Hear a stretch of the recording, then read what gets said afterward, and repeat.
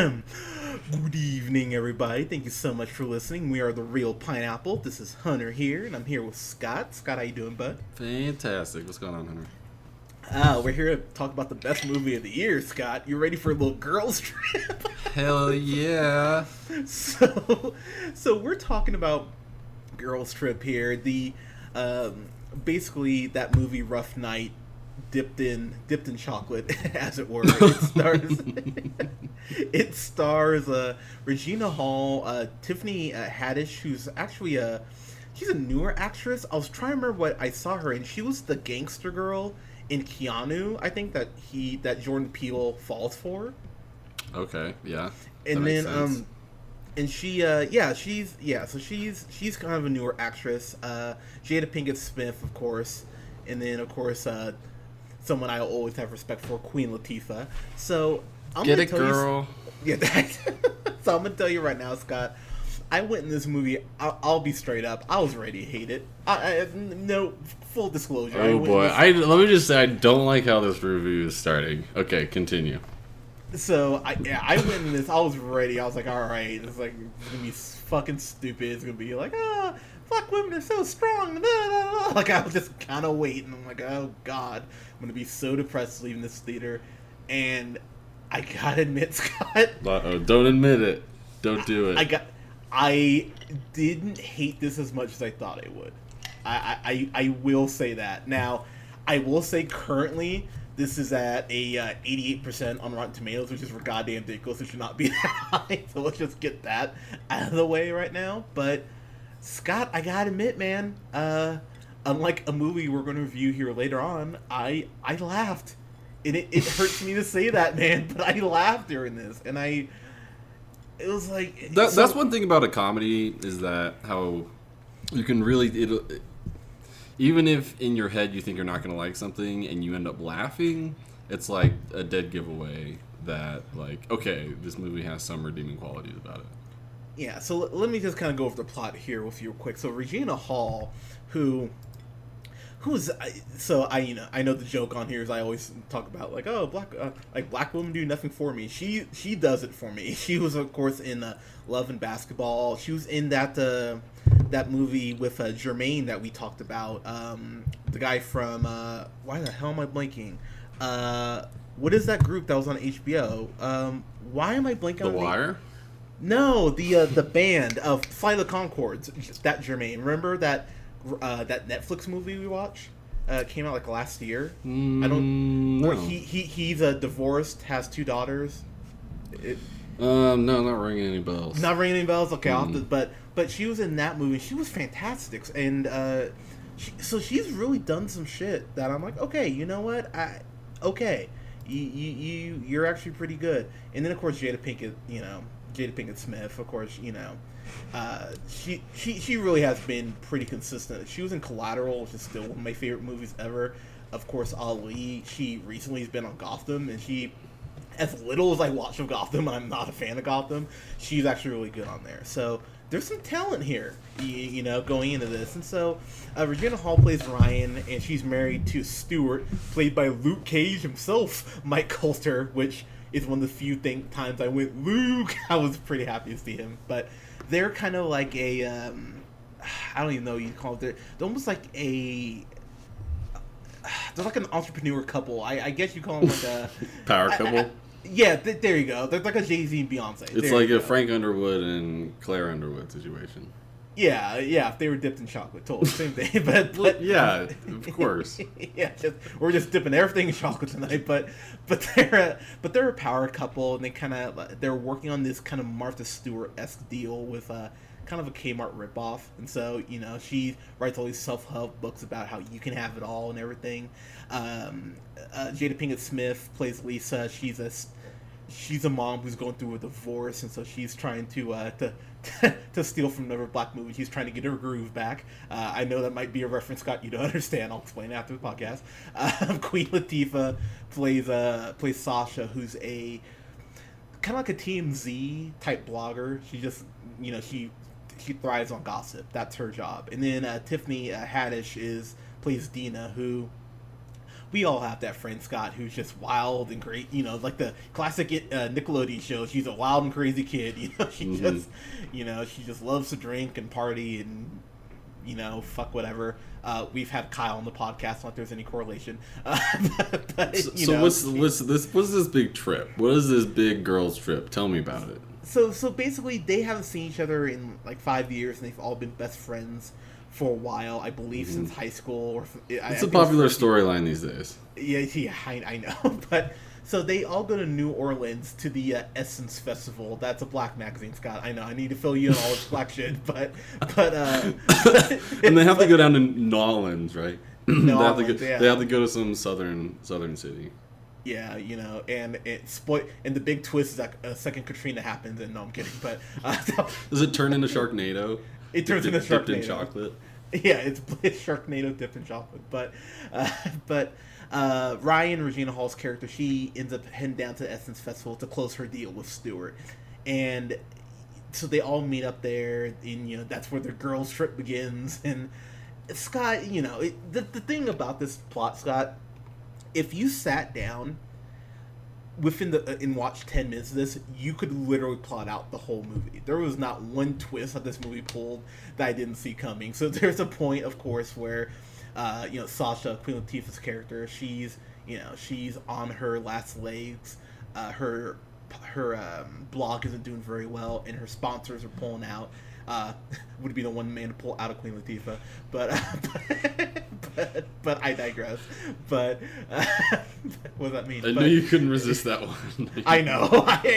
Well, it's adorable how they play her off like she's straight. I mean, she's gay. It's not a big deal, but she keeps playing straight. It just kind of bothers me. Whatever. Anyways, but so you can see what's going to happen. Sasha needs to have that one last story. Stewart cheats on Ryan. Luke Cage cheats on Regina Hall. And so, their friendship is put to the test. Do I betray my best friend to save my job? Or do I go ahead and do this? And Jada Pinkett Smith playing Lisa, she's going through her divorce, so she needs to get laid. And, there's several subplots here. And it's just, and I'll be honest with you, Scott, rough night. I was sitting there the whole time watching it, and I think I said this on the, I said this on the review of it. There was some chemistry between everyone in that cast, but the core group, it seemed kind of hit miss at points.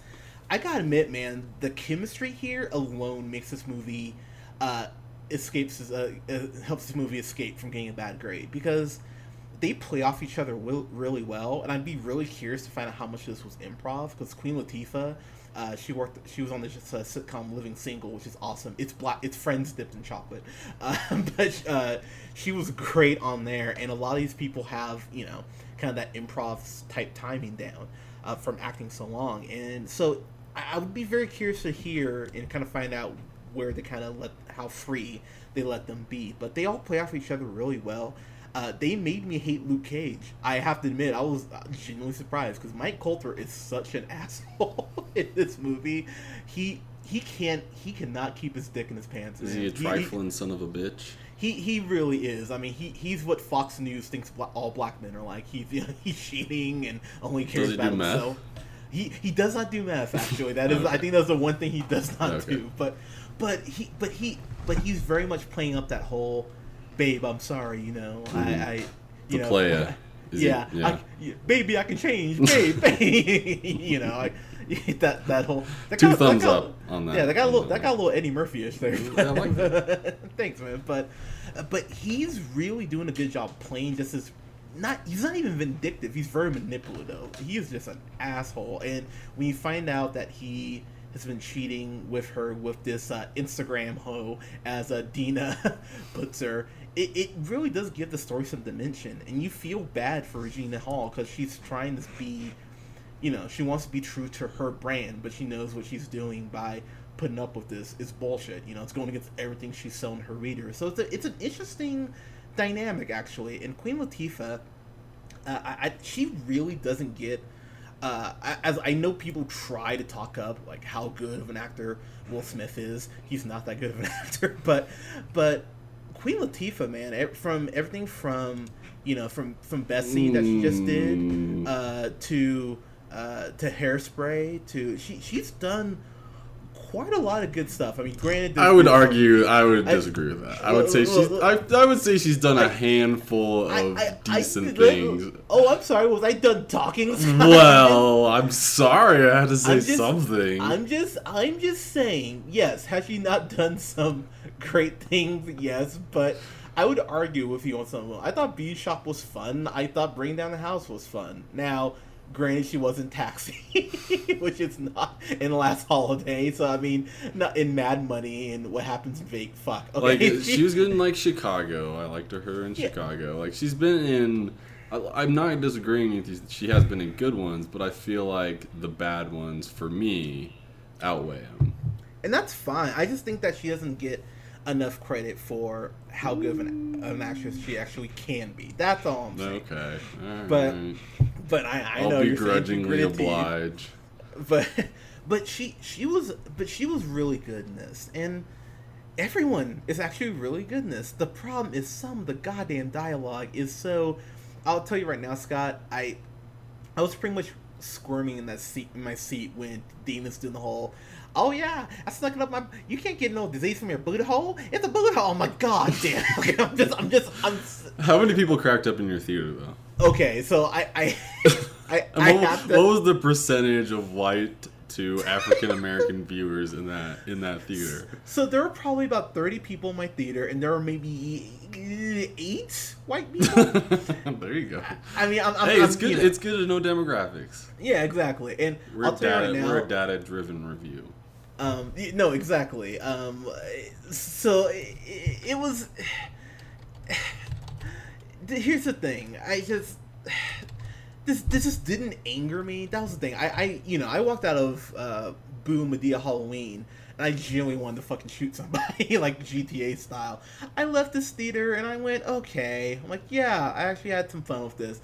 There were these 2 black women, Scott, that I'm not gonna lie to you, enhanced the movie for me. They were being loud as hell and really rude. If they weren't making me laugh, I would told them, hey, shut the fuck up. But they were like a black Statler and Waldorf, those guys from the Muppets. Yeah, they were. So there's this point where Jada Pinkett's Lisa is about to hook up with this dude, and it's really kind of funny how they try to dress Jada Pinkett down. Like they put her in like this Guatemalan dress, and Jada Pinkett is in her 40s. She still looks good. I was like, damn, okay. So she's about to hook up with this dude, and she like reaches down. He's like, hey, she's like, hey, like move your arm out of the way. And he goes, that's not my arm. And these 2 black women, I thought they fainted. They were like, ooh, Lord, like it was like Sunday morning at 9:30, Scott. They were losing their shit over that line. They're like, like it was, I mean, it's pretty much how the same noise I make when Iron Man gets new armor. It's like, ooh, but it was. Scott, it was really bad, but I was laughing so hard at them. So they genuinely, if you can watch this in a black audience, like if you're in an urban city like in Atlanta, Chicago, go to a black theater in town. I'm telling you, it'll enhance your movie theater experience. But yeah, Scott, I mean, yeah, there's a lot of dumb jokes here. I mean, that booty hole joke is just oh God help me. And there are some leaps in logic here. There's a point where Dina, she's the wild one, finds out that Stuart has been cheating on Ryan, and she basically walks up to him in the hotel, dives over a couple tables, and just socks him. And I went, okay, you find out he's a retired pro athlete, so I thought, okay, security would have arrested you, but they just throw him out of the hotel. I went, all right, that's ridiculous. Well, okay, what happened with the Ray Rice situation? A little slap on the wrist, and nothing never hurt nobody. Yeah, true. I mean, but this was in New Orleans, not Baltimore. So fair enough. Fair enough. But yeah, I don't know, man. I just wasn't upset watching this, and I didn't laugh and enjoy a lot of it. It's cool to see black actors and actresses interacting with black actors and black actresses without Tyler Perry Presents showing up in the fucking credits. So, and this is a good, isn't just a good black film. It's a good film. Again, will I remember this 2 years from now? Probably not.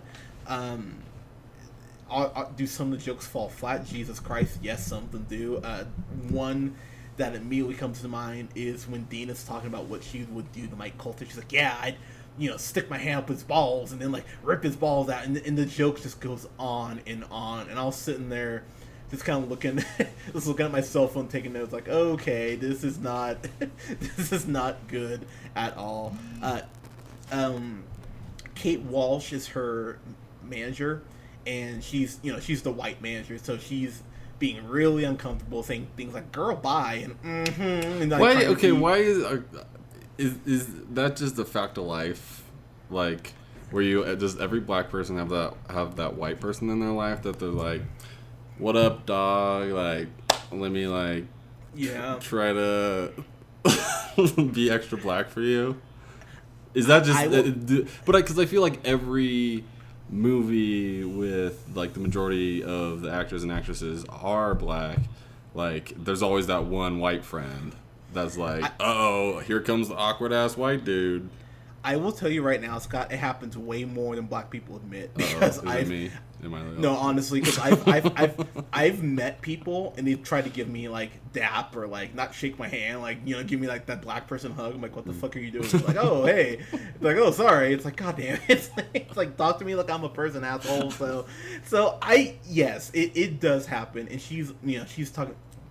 There's this point where she goes those things. She's like, this is for my soul sisters, and I was like, oh my god. I was like, make it stop. But I'm gonna tell you, Scott, but as I get to my rating here, there is, because shockingly, Regina Hall's Ryan, she gets the strength at the end of the movie to leave Mike Coulter, who's being an asshole, and become her own woman, and she gives a speech about women needing to appreciate themselves and being okay with being by themselves until a good man comes along. That, I'm gonna be honest with you, man, I think these be really relayed to women a lot more, but especially to black women. And I kind of sat back and went, son of a bitch, okay, this is hitting. So I'll be honest, it knocked it up significantly for me. Just that 5-minute speech alone, I was like, wow, okay, I kind of have to give this movie some credit here. So yeah, just to kind of wrap it up here, man. This was, by the way, directed by Malcolm D. Lee, who's actually directed some pretty good black films. He did The Last Barbershop, which was actually fantastic, outside Nicki Minaj. He unfortunately also did Welcome Home, Roscoe Jenkins, starring Martin Lawrence, which isn't great. But he did do Roll Bounce, which that was alright, and he did Undercover Brother. Yes, and he did The Best Man. Undercover Brother, I fucking adore. Mm-hmm. I love that movie. So, did Scary Movie 5, which we'll pretend he didn't. But yeah, he's done some good stuff. So, kudos to him. And this movie, I believe, had a $25 million budget, and it's made almost $60 million. So they're stoked as shit. So don't be surprised. The girls go on never trips. Girls Trip 2. Yeah, Girls Trip 2, Electric Boogaloo. Let's see, like, where would they go next? So what would be, like, another, like, place where black people would be like, ooh, I'm going here? Africa. No. Yes, no. You are so spot on with that. They're going to Africa next. Oh, I swear God. to you. They're like, oh, I can't. And then they get there, and they're all really uncomfortable because this isn't what they expect. And they're like, man, this is, like, where's all the, like, the African boys? Like, yeah. Get on that malaria dick. the tagline would be Africa gets turned upside down. Dude, that's gold. Yeah, thank you. But honestly though, man, I did have some fun with this. Like I have to admit, is 88% way too high? Good God, yes. Would you say you enjoyed it better than Rough Night? Because you sort of enjoyed that one. I did actually.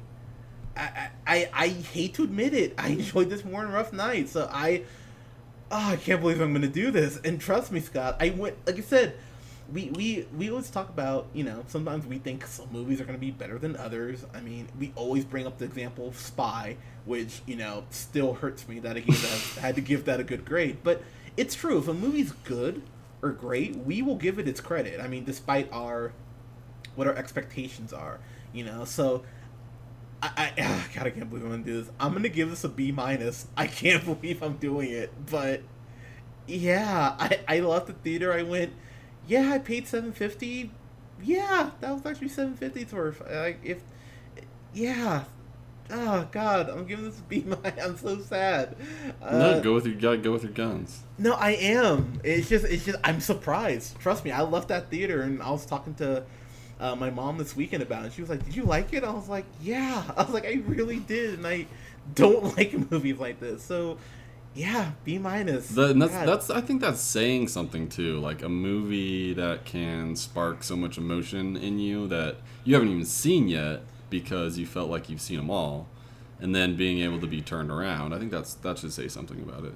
I'm gonna totally make myself look like the worst right now. I'm gonna be totally honest. With her speech, I was tearing up a little bit. I gotta be honest. It choked me up a little bit. I was sitting there. I went, "Damn it! It's getting me to, it's getting me a little bit." Because she says something about how it's scary being alone, and people sometimes just settle for any sort of love instead of the love they deserve. I was sitting there. I was like, girl, keep talking. I was like, preach. I was about to start going like, like I was about to start, but it's a good movie. I hate it though. I hate that I have to give a good grade because I was so ready to just poop all over it. But it's good. So yeah, go. Oh God, go see Girls Trip. I can't believe I'm fucking saying this shit. What is happening? What is happening in the world? But guys, have you seen Girls Trip? Let us know what you thought in the comments below if you saw it. We are on SoundCloud at The Real Pineapple 775. Find us on Podbean at The Real Pineapple, and find us finally on iTunes at The Real Heyo. Pineapple. Check us out and subscribe, please. Give us some ratings, give us some feedback. We'd love to hear from you guys. Give us all the stars. Yeah, it's like 5 stars. Like 5 stars should be automatic. But please let us know what you're thinking of what we're putting out. You can follow yours truly on the Twitter at JHunterRealPineapple. You can follow Colin. We miss you, bud. On Twitter at the Real REEL O'Neill, and you can follow Scott on Twitter at Newman the First. Guys. Thank you so much. This weekend we will have a review. God help me, I'm doing it this week. We will have a review for Stranger Things Season 1. We will have a review for The Dark Tower. Oh, I'm so excited for that. And we'll have a review for Detroit, which I'm hearing excellent things on. So it's people being super racist to Finn from Star Wars. So I'm there. Guys, thank you so much for listening. We'll talk to you soon. Peace.